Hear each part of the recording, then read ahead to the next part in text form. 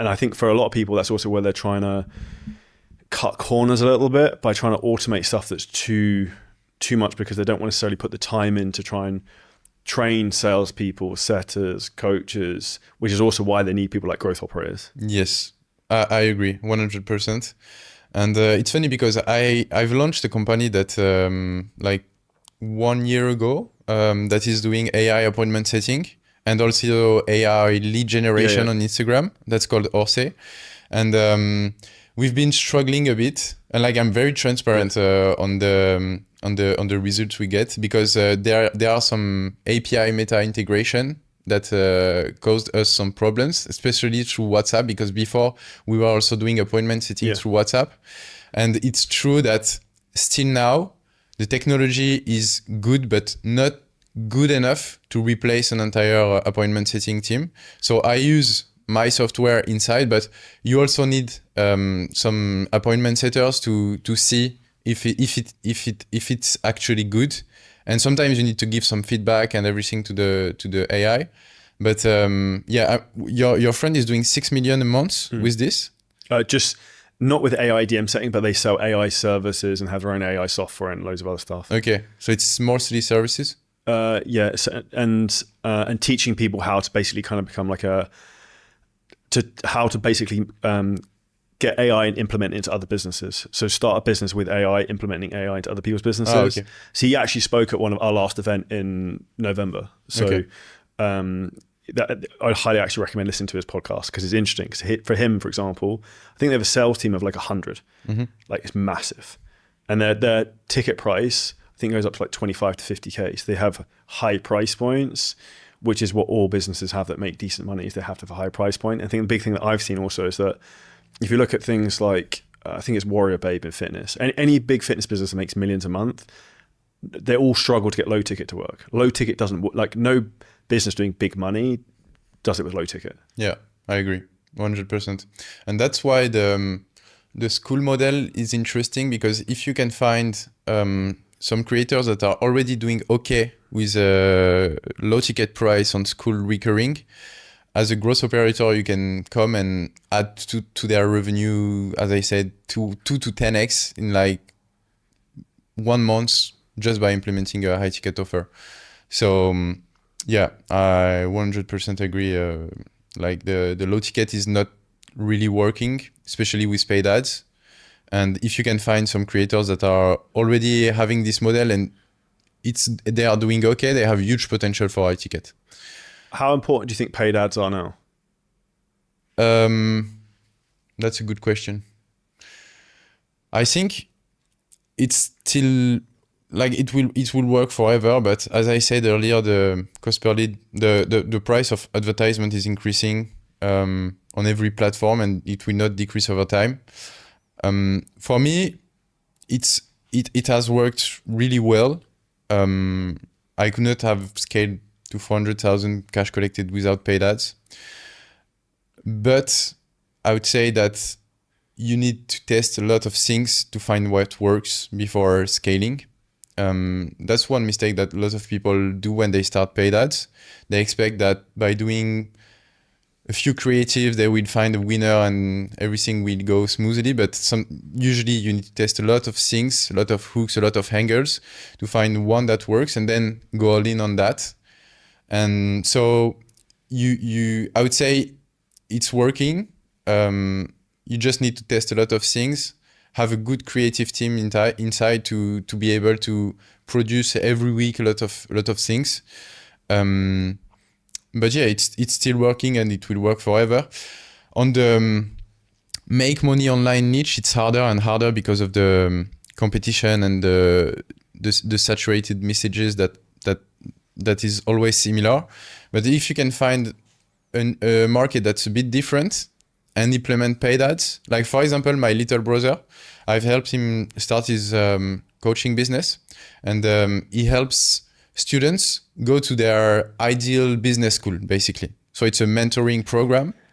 And this niche is like, there are not a lot of competition, not a lot of people that knows how to run ads, funnels and everything. And his cost per leads is not very high, but his ROAS is insane. So there are a lot of small market niches like this where you can go implement paid ads and scale massively compared to online make money regular stuff. Well, I think it's the blue oceans. I think if you get the biggest thing I think I've probably learned in the last 6 months is the most powerful thing in business is the offer. Like, who are you selling to, what problems to solve, and like what is the price point? And then also like, what's the second sell? So you sell them something first, but then what's the second thing you're going to sell someone? Yeah. So where people make a lot of money is even if they break even on paid ads on the first sale, if you've got a second sell or an upsell that's then 10K, 30K, whatever, that's where you make a lot of money. Have you done that for yourself? Yeah. Okay. I've never done it, actually. I'll talk to you after this, but it fucking crushes. So like Okay.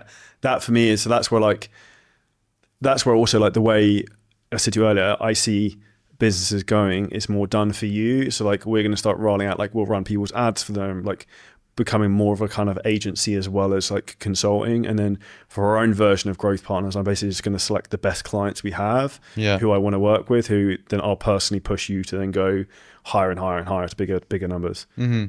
Yeah, because with the done for you model, the LTV is so much higher that you can probably spend a little bit more on ads to acquire new customers. But on my B2C offer, I've stayed only onto like one offer, one funnel, one avatar for a long time.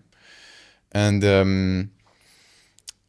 I think I should think about launching a backend offer, especially for my gross operating clients, because they already have probably one creator that's working well, and some of them are doing like 10 to 20K per month, but they don't know how to scale to 100. So this is where it would make sense to implement a backend offer.